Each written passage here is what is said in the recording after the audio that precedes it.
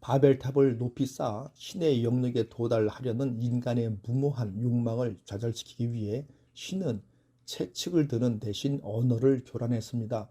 서로 다른 언어 앞에서 결국 인간은 무너지고 와해됐습니다.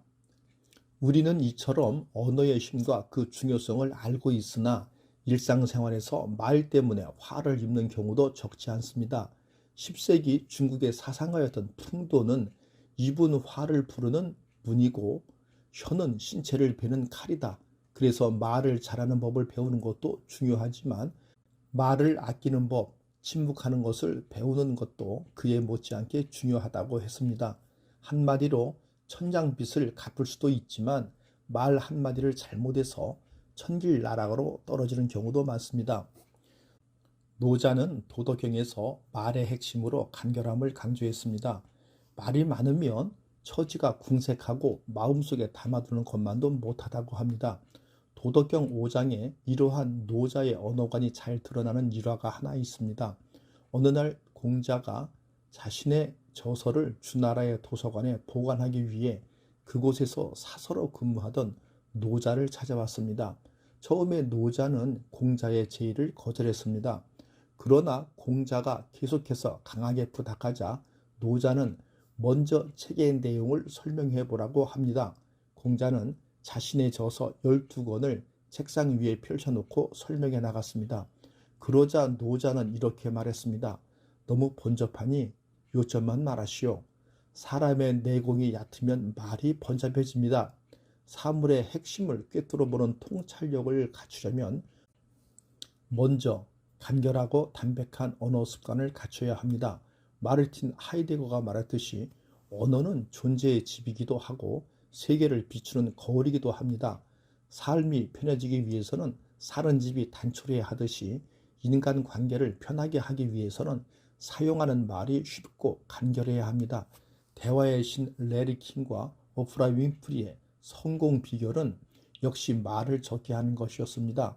그들은 자신의 말수를 줄이는 만큼 상대방의 말을 경청합니다. 우리나라에서는 예능의 신으로 불리는 신동엽과 유재석도 비슷합니다. 두 사람은 한 번 말하고 두 번 듣고 세 번 맞장구를 칩니다. 미하일 엔더의 소설 모모에 나오는 주인공 모모가 이웃 간에 일어나는 분쟁을 잘 해결하는 비결도 말을 잘 듣는 것에 있습니다. 분쟁 당사자 두 사람이 모모를 찾아와서 자신의 의견을 말할 때 모모는 아무 말도 하지 않고 그냥 듣기만 합니다. 그렇게 시간이 흐르다 보면 두 사람은 저절로 화해합니다. 말을 많이 하다 보면 뜻하지 않게 실언하는 경우가 종종 생깁니다. 누군가와 대화하는 도중에 혹시 모르는 게 있으면 괜히 아는 척하지 말고 솔직하게 모른다고 말하는 것이 더 낫습니다. 한 번의 거짓말은 또 다른 거짓말을 낳고 그 거짓말이 눈덩이처럼 불어나 예기치 않게 일을 꼬이게 만들 수도 있기 때문입니다. 책 한 권 읽은 사람이 가장 무섭다는 말처럼 확증 편향을 강하게 주장하는 사람보다는 아는 것이 아무것도 없다라며 겸손한 태도로 상대의 말에 귀 기울이는 사람이 이 세상의 평화에 더 많이 기여합니다. 말은 각자 외딴 섬에서 외롭게 살아가는 사람들 사이를 연결해주는 다리입니다. 다리가 부실하면 서로 잘 오갈 수가 없듯이 말이 튼실하지 않으면 소통이 어려워집니다. 품격이라는 단어에 쓰는 품자가 입구자 3개로 만들어진 것처럼 말은 그 사람의 인격을 나타냅니다. 사용하는 언어에서 매화처럼 은은한 향기가 나는 사람이야말로 진실한 사람입니다. 몸이 구부정하면 그림자도 구부정하듯이 사용하는 말이 곧지 않으면 사람의 됨됨이도 곧지 않습니다. 불교에서 말하는 수행은 없는 것을 보태는 것이 아니라 날마다 조금씩 비우는 것입니다. 도덕경에서 노자가 말하는 도와 덕도 마찬가지입니다. 날마다 비워서 텅 빈 상태로 만드는 것이 도와 덕의 궁극적인 지향점입니다. 도는 꽃이고 덕은 그 꽃의 향기입니다. 날마다 덜어내서 맑고 청정한 도에 이르면 사람에게도 연꽃처럼 은은한 향기가 납니다. 노자는 하늘과 땅 사이는 마치 풀무와 같다라고 했습니다. 텅 비어 있지만 다함이 없고 움직일수록 더 많은 것이 나온다는 것입니다.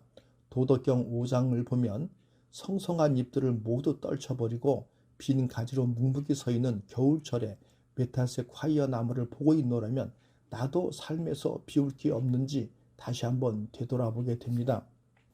인디언들은 12월을 침묵의 달, 무소유의 달이라고 부른다고 합니다. 무성했던 잎사귀들을 말끔히 비워내고 차가운 겨울 하늘 아래 우뚝 서 있는 메타색 화이어 군락을 보노라면 왜 그들이 12월을 그렇게 부르는지 절로 알게 됩니다.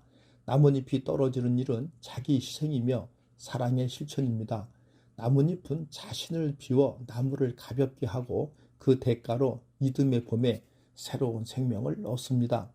소금이 녹지 않으면 음식의 맛을 낼 수 없고 씨앗이 삭지 않으면 곡식의 싹을 틔울 수 없는 것도 같은 이치입니다.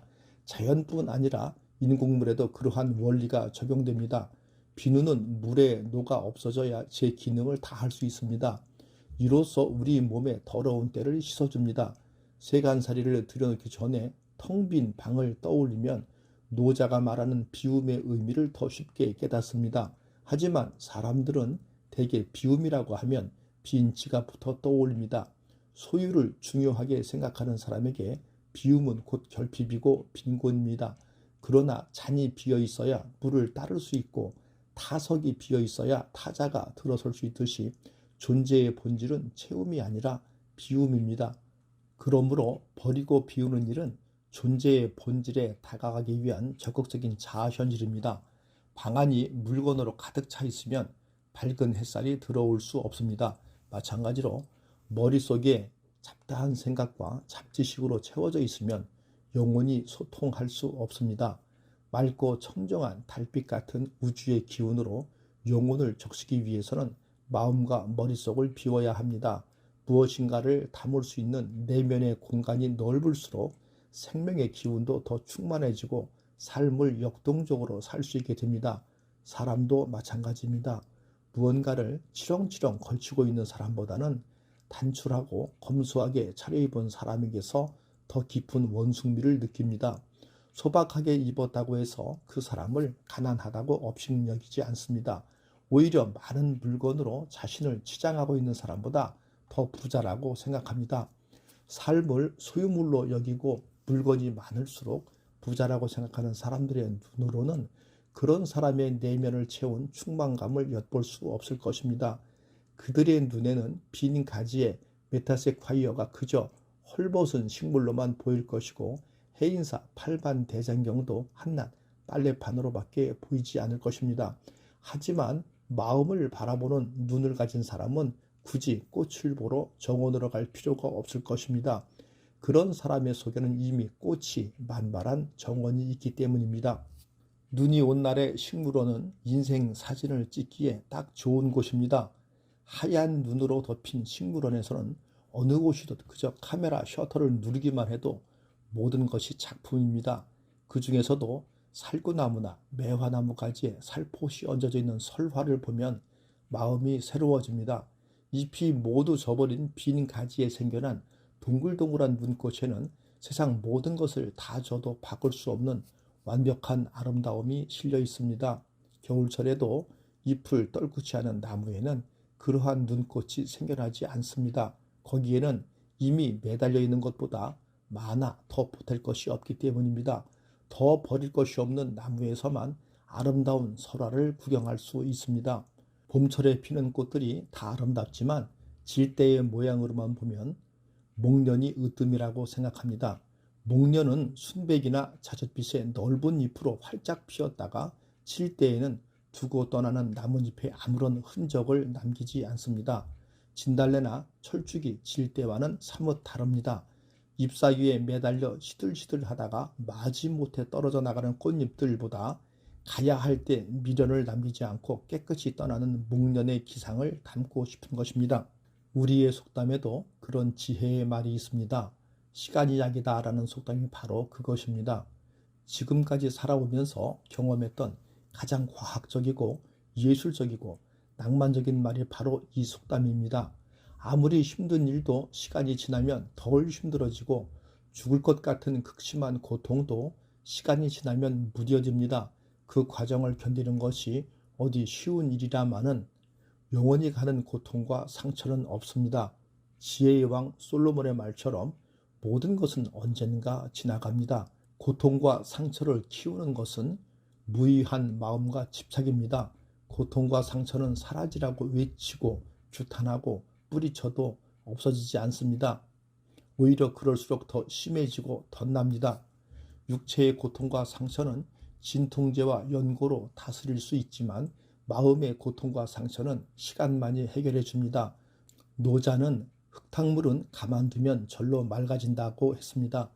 도덕경 15장의 탁정서청은 무의자연의 다른 표현입니다. 시간이 약이다라는 말의 도덕경 버전입니다. 흙탕물을 깨끗하게 하려고 일부러 휘저 놓으면 물이 더 탁해지고 가만히 앉아서 지켜보면 서서히 맑아집니다. 위 인용물을 포함한 도덕경 15장을 노자 사상의 백미로 꼽는데 한편의 시를 여장케 하는 문장도 좋지만 노자의 무의자연을 이렇게 간결하면서도 쉽게 표현한 구절이 없기 때문입니다.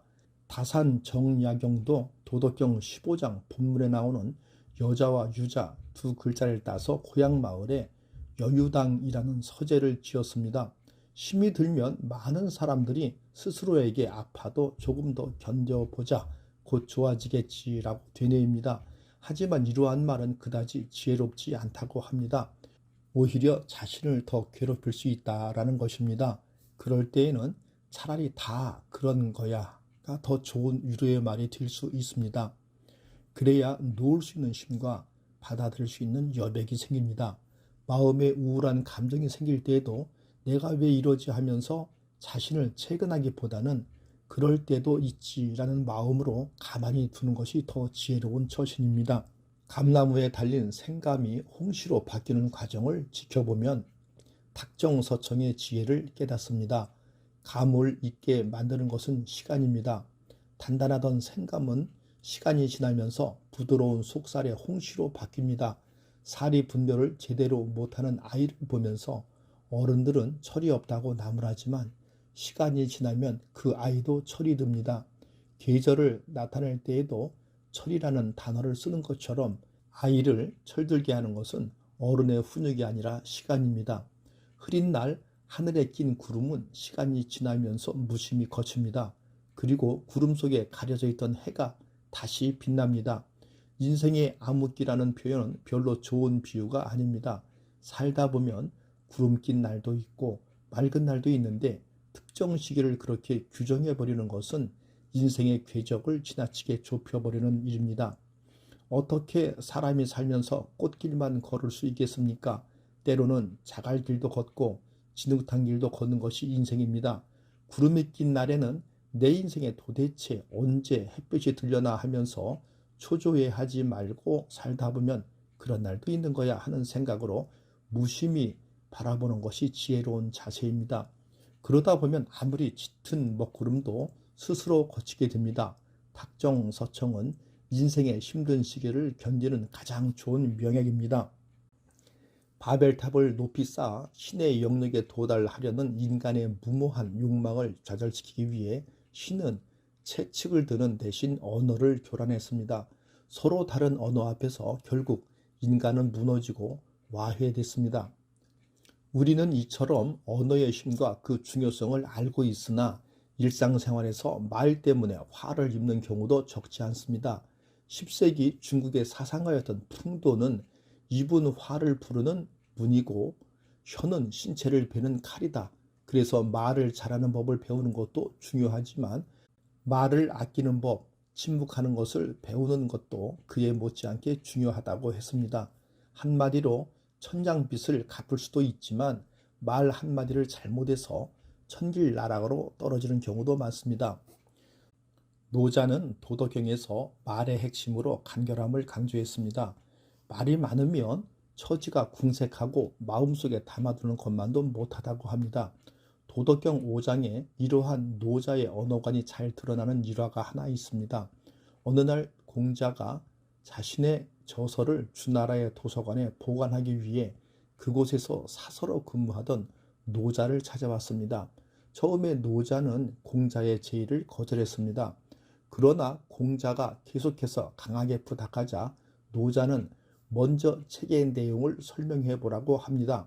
공자는 자신의 저서 12권을 책상 위에 펼쳐놓고 설명해 나갔습니다. 그러자 노자는 이렇게 말했습니다. 너무 번잡하니 요점만 말하시오. 사람의 내공이 얕으면 말이 번잡해집니다. 사물의 핵심을 꿰뚫어보는 통찰력을 갖추려면 먼저 간결하고 담백한 언어 습관을 갖춰야 합니다. 마르틴 하이데거가 말했듯이 언어는 존재의 집이기도 하고 세계를 비추는 거울이기도 합니다. 삶이 편해지기 위해서는 사는 집이 단촐해야 하듯이 인간관계를 편하게 하기 위해서는 사용하는 말이 쉽고 간결해야 합니다. 대화의 신 레리 킹과 오프라 윈프리의 성공 비결은 역시 말을 적게 하는 것이었습니다. 그들은 자신의 말수를 줄이는 만큼 상대방의 말을 경청합니다. 우리나라에서는 예능의 신으로 불리는 신동엽과 유재석도 비슷합니다. 두 사람은 한 번 말하고 두 번 듣고 세 번 맞장구를 칩니다. 미하일 엔더의 소설 모모에 나오는 주인공 모모가 이웃 간에 일어나는 분쟁을 잘 해결하는 비결도 말을 잘 듣는 것에 있습니다. 분쟁 당사자 두 사람이 모모를 찾아와서 자신의 의견을 말할 때 모모는 아무 말도 하지 않고 그냥 듣기만 합니다. 그렇게 시간이 흐르다 보면 두 사람은 저절로 화해합니다. 말을 많이 하다 보면 뜻하지 않게 실언하는 경우가 종종 생깁니다. 누군가와 대화하는 도중에 혹시 모르는 게 있으면 괜히 아는 척하지 말고 솔직하게 모른다고 말하는 것이 더 낫습니다. 한 번의 거짓말은 또 다른 거짓말을 낳고 그 거짓말이 눈덩이처럼 불어나 예기치 않게 일을 꼬이게 만들 수도 있기 때문입니다. 책 한 권 읽은 사람이 가장 무섭다는 말처럼 확증 편향을 강하게 주장하는 사람보다는 아는 것이 아무것도 없다라며 겸손한 태도로 상대의 말에 귀 기울이는 사람이 이 세상의 평화에 더 많이 기여합니다. 말은 각자 외딴 섬에서 외롭게 살아가는 사람들 사이를 연결해주는 다리입니다. 다리가 부실하면 서로 잘 오갈 수가 없듯이 말이 튼실하지 않으면 소통이 어려워집니다. 품격이라는 단어에 쓰는 품자가 입구자 세 개로 만들어진 것처럼 말은 그 사람의 인격을 나타냅니다. 사용하는 언어에서 매화처럼 은은한 향기가 나는 사람이야말로 진실한 사람입니다. 몸이 구부정하면 그림자도 구부정하듯이 사용하는 말이 곧지 않으면 사람의 됨됨이도 곧지 않습니다. 불교에서 말하는 수행은 없는 것을 보태는 것이 아니라 날마다 조금씩 비우는 것입니다. 도덕경에서 노자가 말하는 도와 덕도 마찬가지입니다. 날마다 비워서 텅 빈 상태로 만드는 것이 도와 덕의 궁극적인 지향점입니다. 도는 꽃이고 덕은 그 꽃의 향기입니다. 날마다 덜어내서 맑고 청정한 도에 이르면 사람에게도 연꽃처럼 은은한 향기가 납니다. 노자는 하늘과 땅 사이는 마치 풀무와 같다라고 했습니다. 텅 비어있지만 다함이 없고 움직일수록 더 많은 것이 나온다는 것입니다. 도덕경 5장을 보면 성성한 잎들을 모두 떨쳐버리고 빈 가지로 묵묵히 서 있는 겨울철에 메탈색 화이어 나무를 보고 있노라면 나도 삶에서 비울 게 없는지 다시 한번 되돌아보게 됩니다. 인디언들은 12월을 침묵의 달, 무소유의 달이라고 부른다고 합니다. 무성했던 잎사귀들을 말끔히 비워내고 차가운 겨울 하늘 아래 우뚝 서 있는 메타색 화이어 군락을 보노라면 왜 그들이 12월을 그렇게 부르는지 절로 알게 됩니다. 나뭇잎이 떨어지는 일은 자기 희생이며 사랑의 실천입니다. 나뭇잎은 자신을 비워 나무를 가볍게 하고 그 대가로 이듬해 봄에 새로운 생명을 얻습니다. 소금이 녹지 않으면 음식의 맛을 낼 수 없고 씨앗이 삭지 않으면 곡식의 싹을 틔울 수 없는 것도 같은 이치입니다. 자연뿐 아니라 인공물에도 그러한 원리가 적용됩니다. 비누는 물에 녹아 없어져야 제 기능을 다할 수 있습니다. 이로써 우리 몸의 더러운 때를 씻어줍니다. 세간살이를 들여놓기 전에 텅 빈 방을 떠올리면 노자가 말하는 비움의 의미를 더 쉽게 깨닫습니다. 하지만 사람들은 대개 비움이라고 하면 빈 지갑부터 떠올립니다. 소유를 중요하게 생각하는 사람에게 비움은 곧 결핍이고 빈곤입니다. 그러나 잔이 비어 있어야 물을 따를 수 있고 타석이 비어 있어야 타자가 들어설 수 있듯이 존재의 본질은 채움이 아니라 비움입니다. 그러므로 버리고 비우는 일은 존재의 본질에 다가가기 위한 적극적인 자아 현실입니다. 방 안이 물건으로 가득 차 있으면 밝은 햇살이 들어올 수 없습니다. 마찬가지로 머릿속에 잡다한 생각과 잡지식으로 채워져 있으면 영원히 소통할 수 없습니다. 맑고 청정한 달빛 같은 우주의 기운으로 영혼을 적시기 위해서는 마음과 머릿속을 비워야 합니다. 무엇인가를 담을 수 있는 내면의 공간이 넓을수록 생명의 기운도 더 충만해지고 삶을 역동적으로 살 수 있게 됩니다. 사람도 마찬가지입니다. 무언가를 치렁치렁 걸치고 있는 사람보다는 단출하고 검소하게 차려입은 사람에게서 더 깊은 원숭미를 느낍니다. 소박하게 입었다고 해서 그 사람을 가난하다고 업신여기지 않습니다. 오히려 많은 물건으로 자신을 치장하고 있는 사람보다 더 부자라고 생각합니다. 삶을 소유물로 여기고 물건이 많을수록 부자라고 생각하는 사람들의 눈으로는 그런 사람의 내면을 채운 충만감을 엿볼 수 없을 것입니다. 그들의 눈에는 빈 가지에 메타세콰이어가 그저 헐벗은 식물로만 보일 것이고 해인사 팔반대장경도 한낱 빨래판으로밖에 보이지 않을 것입니다.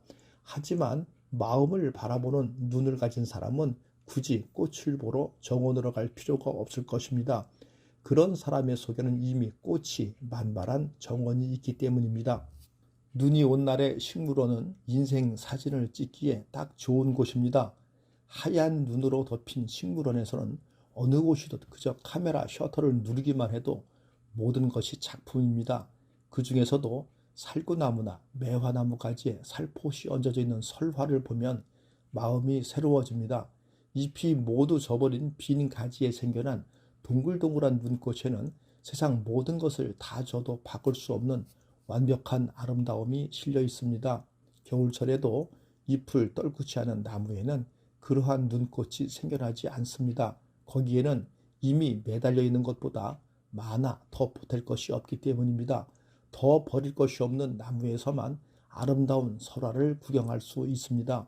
봄철에 피는 꽃들이 다 아름답지만 질 때의 모양으로만 보면 목련이 으뜸이라고 생각합니다. 목련은 순백이나 자줏빛의 넓은 잎으로 활짝 피었다가 질 때에는 두고 떠나는 나뭇잎에 아무런 흔적을 남기지 않습니다. 진달래나 철쭉이 질 때와는 사뭇 다릅니다. 잎사귀에 매달려 시들시들하다가 마지못해 떨어져 나가는 꽃잎들보다 가야 할 때 미련을 남기지 않고 깨끗이 떠나는 목련의 기상을 담고 싶은 것입니다. 우리의 속담에도 그런 지혜의 말이 있습니다. 시간이 약이다 라는 속담이 바로 그것입니다. 지금까지 살아오면서 경험했던 가장 과학적이고 예술적이고 낭만적인 말이 바로 이 속담입니다. 아무리 힘든 일도 시간이 지나면 덜 힘들어지고 죽을 것 같은 극심한 고통도 시간이 지나면 무뎌집니다. 그 과정을 견디는 것이 어디 쉬운 일이라마는 영원히 가는 고통과 상처는 없습니다. 지혜의 왕 솔로몬의 말처럼 모든 것은 언젠가 지나갑니다. 고통과 상처를 키우는 것은 무의한 마음과 집착입니다. 고통과 상처는 사라지라고 외치고 규탄하고 뿌리쳐도 없어지지 않습니다. 오히려 그럴수록 더 심해지고 덧납니다.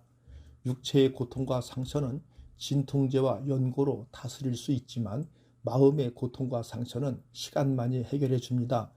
노자는 흙탕물은 가만두면 절로 맑아진다고 했습니다.